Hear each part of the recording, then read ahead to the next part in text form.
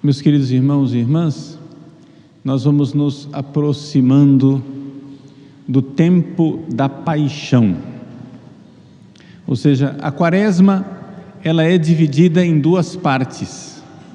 A primeira parte da Quaresma, ela é voltada para a penitência, para a nossa conversão, etc. Mas as últimas 2 semanas, ou seja, a 5ª semana da Quaresma e a Semana Santa, são chamadas de tempo da paixão, porque nós nos voltamos mais para o mistério da paixão de nosso Senhor Jesus Cristo.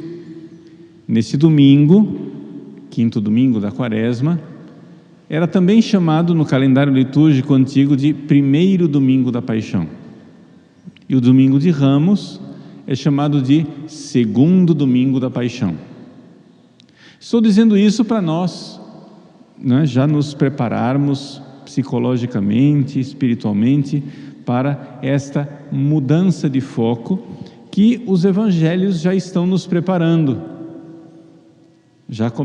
Se começa mais continuamente a falar da morte de Jesus, os judeus querem matar a Jesus, etc, etc.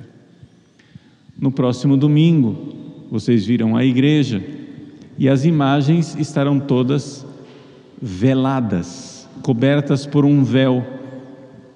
É o início do tempo da paixão, 5º domingo da Quaresma. A igreja pede que nós façamos esta penitência de não ter a consolação das imagens que nos ajudam na oração, para que a gente se recolha um pouco mais e nós então façamos essa meditação da paixão de Cristo. O Evangelho de hoje, dentro deste clima de preparação para a paixão de Cristo, nos coloca, diante desta perseguição que Jesus sofre dos judeus, dos fariseus, que querem matá-lo. E nós podemos nos perguntar, mas por que é que querem matar Jesus?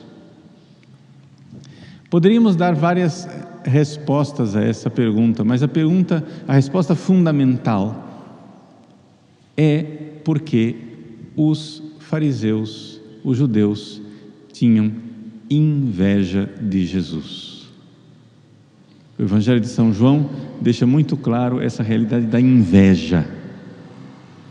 E aqui, o pecado da inveja, ele começa então a aparecer com toda a sua feiura. Nós raramente vemos que as pessoas têm consciência da gravidade do pecado da inveja.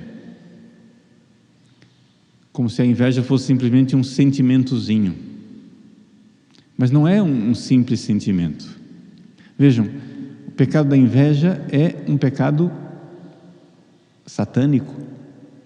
Veja, Satanás nunca teve relações sexuais, nunca cometeu adultério, nunca tomou droga, nunca se embebedou. Satanás não precisa de dinheiro, ele não precisa roubar ninguém para ter dinheiro, nada disso. Os pecados que as pessoas consideram grandes pecados na sociedade, são pecados que Satanás nunca cometeu. Mas o pecado da soberba e o pecado da inveja estão lá, foram feitos por Satanás, e é exatamente por isso que o pecado entrou no mundo. Na soberba, Satanás não quis servir a Deus, e ele então teve inveja de nossos primeiros pais.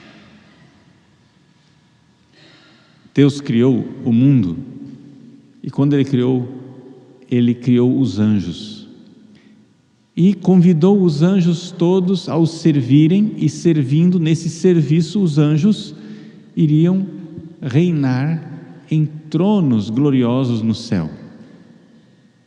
Esse era o destino que Deus tinha colocado para os anjos, reinar no céu, em tronos gloriosos. Acontece que Satanás, com os seus anjos rebeldes, não quiseram isso. e então nunca entraram no céu. Satanás nunca viu Deus. Os anjos rebeldes nunca viram Deus, nunca estiveram no céu, mas nós estaremos. E nós ocuparemos os tronos que eram deles. Deus quer que nós sejamos admitidos ao céu e ali nós iremos reinar. Ali nós seremos filhos gloriosos de Deus no céu. Que maravilha! Mas Satanás tem inveja disso e quer impedir que a gente veja Deus face a face. Satanás quer impedir que a gente chegue no céu. Então, por inveja dos nossos primeiros pais, Adão e Eva, Satanás levou Adão e Eva a pecarem. Então, o que é a inveja? A inveja é quando eu vejo a felicidade do outro e sinto tristeza com isso. Atenção agora, que essa parte aqui é importante. Eu sinto tristeza como se a felicidade do outro fosse algo que me causasse uma perda, como se a felicidade do outro arrancasse algo de mim, como se a felicidade do outro me causasse um prejuízo. Isso é inveja. Não é simplesmente um sentimento de tristeza, um sentimento de ciúmezinho. Por exemplo, eu vejo uma pessoa santa e digo, nossa, eu queria ser santo como ele. Isso não é propriamente inveja. Isso é uma sadia emulação, onde eu quero, nossa, eu quero também, eu também vou, né? Que beleza, essa pessoa é santa, eu também quero ser santo. Eu não vejo a santidade do outro como algo que me prejudica. A santidade do outro me alegra. Ele é santo, eu também quero.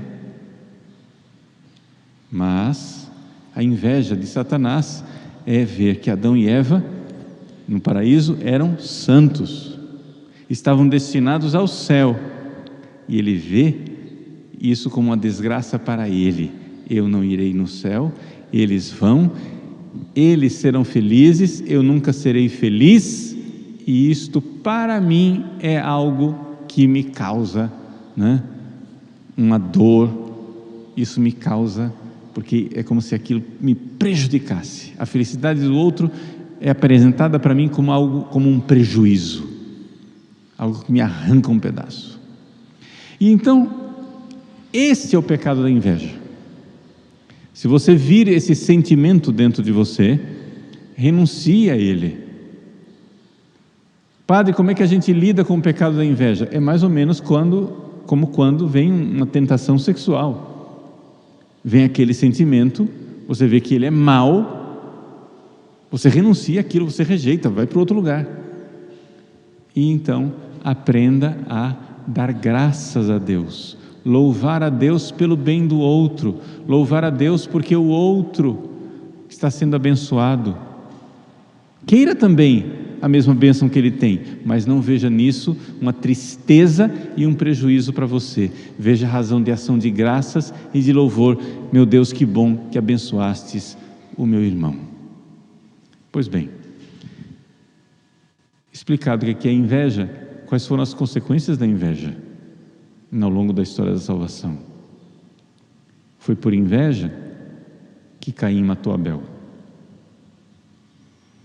Ou seja, o primeiro ser humano que morreu na história da humanidade não morreu velhinho, feliz na sua cama, rodeado pela sua mulher, pelos seus filhos e netos, abençoando. Não, o primeiro ser humano morreu jovem e morreu assassinado pelo seu próprio irmão, que tinha inveja da sua santidade.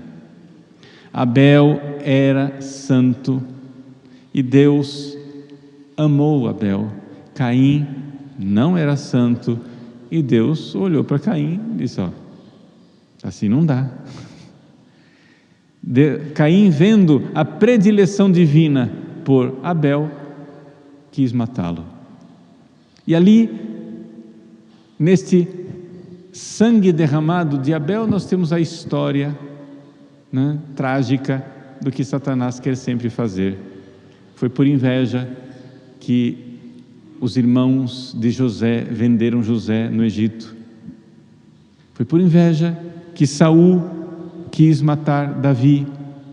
Foi por inveja que Jesus foi apresentado à morte diante de Pilatos pelos fariseus. Os fariseus viam a santidade de Jesus. Os fariseus viam que Jesus era um predileto de Deus. Talvez não tivessem clareza, não é? Não tivessem clareza de que ele realmente era filho de Deus, mas eles tinham a clareza de que Jesus dizia que era filho de Deus.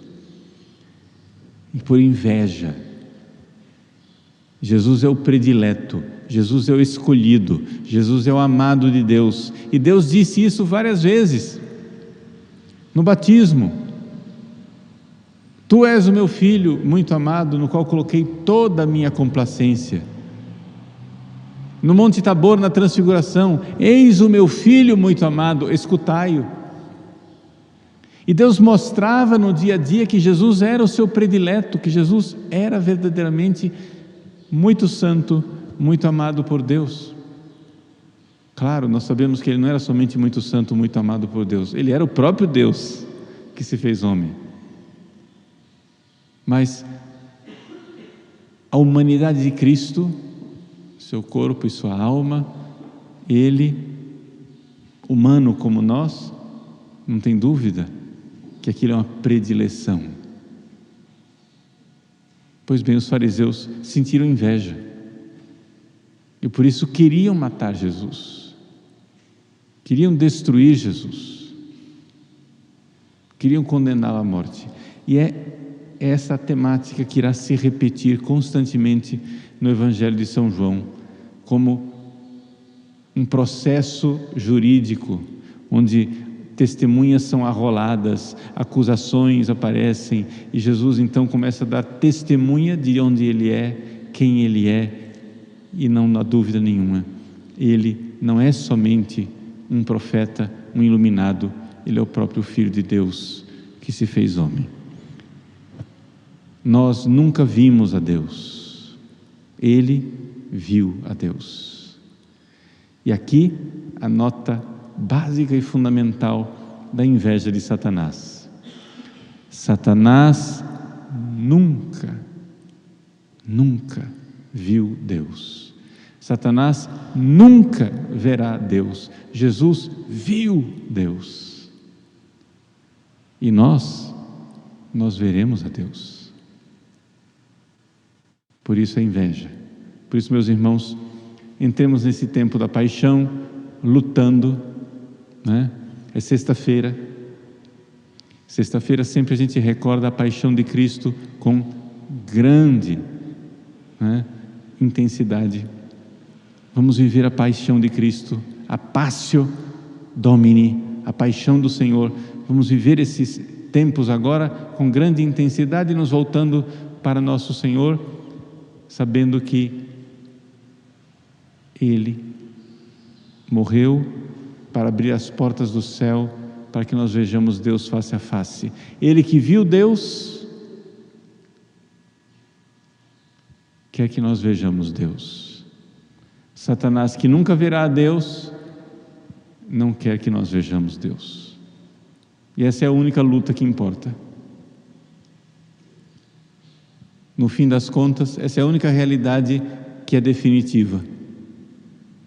É a realidade de que nós fomos chamados para ver Deus face a face e precisamos lutar, porque os espíritos maus, invejosos, querem impedir que nós cheguemos lá. Confiantes na misericórdia de Cristo e no poder da sua paixão, ofereçamos o santo sacrifício da missa.